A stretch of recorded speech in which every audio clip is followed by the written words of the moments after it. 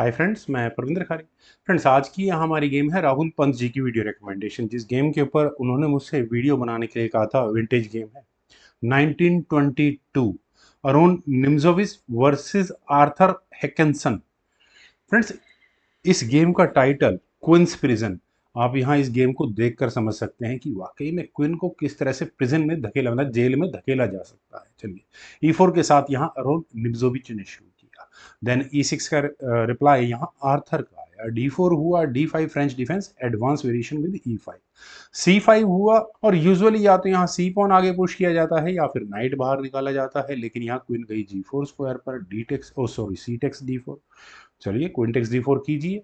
Pressure क्या बना के रखना चाहते हैं यहाँ पर वाइट, कि बिशप आराम से डेवलप ना हो पाए। ठीक है। वेल, नाइट F3 यहाँ पहले वाइट ने चला, देन नाइट C6, बिशप आया D3 स्क्वायर पर, देन हुआ F5 इनपेसेंट किया, तो यहाँ पर नाइट बाहर निकलेगा और वो भी प्रॉब्लम्स के साथ। चलिए, कोई बात नहीं। क्वीन गई यहाँ G3 स्क्वायर पर, then knight at G goes to E7, और इसके बाद व्हाइट का काम कैसल करने का आया। क्यों इस पॉइंट पर कैसल करना जरूरी है? क्योंकि अगले मूव में नाइट का ये मैन्यूवर बिल्कुल क्लियर है। नाइट G6 ब्लैक ने यहाँ किया। देन पहले यहाँ H4 खेला गया, देन क्वीन आई C7 स्क्वायर पर, और गेम का ब्लैक की साइड से सारा प्रेशर यहाँ इस E5 स्क्वायर पर रखे हुए पॉन पर आ चुका है। रुक E1 is the only defence. तो ब्लैक ने यहाँ अपने बिशप को लिया D7 स्क्वायर पर, देन हुआ A3, और इसके बाद यहाँ कैसल किया ब्लैक ने टूवर्ड्स लॉन्ग साइड। फ्रेंड्स, बिल्कुल परफेक्ट गेम है for both the sides. B4 हुआ, व्हाइट ने अपने पॉन्स को आगे भगाना शुरू कर दिया है। व्हाइट की प्रॉब्लम यही है कि उसके अभी कुछ पीसेस तो टच भी नहीं हुए। वेल, A6 यहाँ पहले ब्लैक ने किया, देन हुआ H5। नाइट को आप हटा लो यहाँ से, नाइट मुझे नहीं चाहिए। तो ये नाइट गया वापस E7 स्क्वायर पर, देन हुआ बिशप D2, और बिशप D2 का क्या मतलब निकलता है? यहाँ पहले A पॉन पुश होगा, फिर B पॉन पुश होगा, और नाइट पर अटैक बनाया जाएगा। लेकिन यहाँ H6 की ऑप्शन को पहले ब्लैक ने चुना। पर एक और मूव है, यहाँ इस पॉइंट पर अगर G5 खेला जाए तो ज़्यादा बेटर लगता है। अगर एन% किया तो आप देख सकते हैं रुक के लिए डायगोनल पूरी तरह खुल जाती है, ब्लैक के पास अपने चांसेस होंगे। बिशप टेक G5 किया तो रुक आ जाएगा बीच में, प्रॉब्लम सी प्रॉब्लम रहेगी। चलिए, गेम पर ही चलते हैं। यहाँ H6 की ऑप्शन को पहले ब्लैक ने चुना। चलिए, कोई बात नहीं। वेल, A4 हुआ, और A4 होने के बाद फ्रेंड्स, याद रखिए गेम की शुरुआत में मैंने कहा, क्या कहा था? मैंने कहा था क्विन ट्रैप का बेहतरीन एग्जाम्पल है। तो क्विन के लिए कुछ ना कुछ रास्ते बना लेने चाहिए थे। बिशप E8, क्योंकि गेम का पता नहीं होता किस तरह से कन्वर्ट होने वाली है, तो आदमी अपनी प्लानिंग में लगा रहता है। हम लोग भी ऐसे ही करते हैं। यहाँ ब्लैक ने अपने जी पॉन को आगे पुश किया। उन्होंने कहा कि ठीक है यार, बाद में होगा, देखा जाएगा जो होगा, मैं आपकी क्वीन को तो फंसाऊं कम से कम यहाँ पर। खैर, B5 व्हाइट अपने अटैक में लगा रहा। F4 हुआ, ठीक है, क्वीन पर अटैक बना, क्वीन चली गई G4 स्क्वायर पर। क्वीन का G4 स्क्वायर पर जाना एक नज़र में लगता है कि यार ये क्वीन बेचारी कहाँ फंस गई, बुरी तरह फंसी हुई है फिलहाल। खैर, मैं इस पॉइंट पर एक बात तो जरूर कह सकता हूँ ब्लैक के लिए एटलीस्ट, कि वो नाइट A5, थोड़े उसके पीसेस क्रैम्प्ड होते जा रहे हैं, थोड़ा उसे खुलने की कोशिश की करनी चाहिए थी। नाइट के लिए बिल्कुल सही पोजीशन है, और अगर मटेरियल एक्सचेंज होता है तो डी फाइल में जो पॉन्स इधर उधर हुए पड़े हैं वे बेचारे ठीक होने की कोशिश कर सकते हैं। खैर, यहाँ खेला गया night B8, backward position.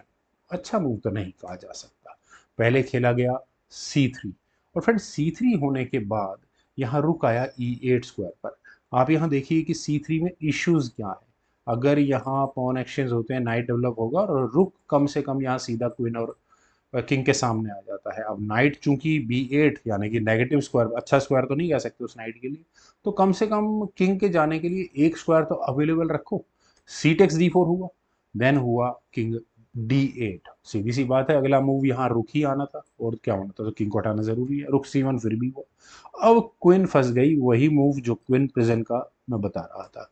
Queen के लिए B6 स्क्वायर के अलावा और कोई स्क्वायर नहीं बचा। A5, अब इस क्वीन के लिए कौन सा स्क्वायर बचा है? सिर्फ A7। A7 होने के बाद हुआ B6, क्वीन कहाँ पहुंच गई? A8 स्क्वायर पर, और व्हाइट ने कहा, निम्जोविच ने कहा कि इस क्वीन को आप चुपचाप उस कोने में रखा रहने दो, आपको टाइम लगेगा इस नाइट को मूव करके क्वीन को बेचारी को वापस गेम में लाने का, उसके लिए भी प्रॉब्लम्स रहेंगी, रुक सामने बैठा रहेगा तंग करने के लिए। तो नाइट का B8 स्क्वायर पर जाना काफी रिस्की रहा। खैर, रुक C7, इतनी देर में आप नाइट वापस लाओगे, मैं अपने रुक को 7th रैंक में पहुंचा देता हूँ। फ्रेंड्स ये मूव थोड़ा खतरनाक हो जाता है। यहाँ इस पॉइंट पर knight at B goes to C6 होना चाहिए था, लेकिन आर्थर ने जब यहाँ नाइट को F5 स्क्वायर पर प्लेस किया तो प्रॉब्लम हुई। कैसे? नाइट C3 आया, और फ्रेंड्स आप यहाँ रुक की पोजीशन और उसके बाद क्वीन को अटैक को देख सकते हैं, और जो भी टेक्टिकल फॉर्मेशन के जानकार है वो कह सकते हैं कि ये पीस सेक्रीफाइस आ रहा है। लेकिन अब किया जाए तो किया क्या जाए? नाइट G7 कर ले, नाइट को हटा लेना चाहिए था, लेकिन यहाँ बिशप E7 के ऑप्शन को चुना गया, और ऐसा करने के बाद यहाँ अरुण निम्जोविच को अपना फुल अटैक लगाने का मौका मिला। उन्होंने यहाँ किया नाइट टेक्स D5, और वैसा स्ट्रेट फॉरवर्ड अगर ई टेक्स D5 किया गया तो बिशप टेक्स E5, एक पॉन का लॉस होगा, और ठीक है बिशप पर इश्यूज होंगे, वो बिशप हट जाएगा इधर। और नहीं नहीं, बिशप कैसे हटेगा यार? बिशप अगर हटाने की गलती की तो ये चेकमेट हो गई, ये तो चेकमेट पहुंच जाएगी गेम। कैसे चेकमेट पहुंचेगी देखिएगा। खैर, यहाँ पहले खेला गया knight takes D4, material actions को इक्वल रखने की कोशिश की गई। नाइट टेक्स D4, और उसके बाद हुआ ई टेक्स D5, और आर्थर ने कहा कि ठीक है, पहले तो तुम्हें अपनी क्वीन बचानी होगी, क्योंकि नाइट का डिफेंस यहाँ नाइट पर है। निम्जोविच ने कहा कि यार आपने मेरा मूव नहीं देखा, मैं यहाँ क्वीन टेक्स D7 करूंगा ही करूंगा, करो आप, लो इस क्वीन को। यहाँ फिर उसके बाद आर्थर ने कुछ देर कैलकुलेशंस की और कहा कि ठीक है, कंग्रेचुलेशंस, आप यहाँ इस गेम को जीत चुके हैं, क्योंकि इस गेम को अब हारना ही हारना है।